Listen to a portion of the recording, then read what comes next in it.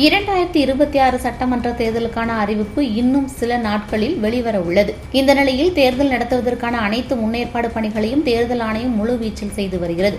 மேலும் தேர்தலை பாதுகாப்பாக நடத்துவதற்காக தமிழகத்திற்கு துணை ராணுவ படையினர், எல்லை பாதுகாப்பு படை வீரர்கள், மத்திய ஆயுதப்படை வீரர்கள் என பல்வேறு குழுக்களாக வந்துள்ளனர்.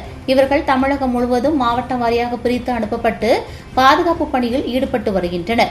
இந்த நிலையில் நெல்லை மாவட்டத்திற்கு ஜார்க்கண்ட் மற்றும் சத்தீஸ்கர் ஆகிய மாநிலங்களில் இருந்து தலா 80 பேர் கொண்ட எல்லை பாதுகாப்பு படை வீரர்கள் தேர்தல் பாதுகாப்பு பணிக்காக வந்துள்ளனர்.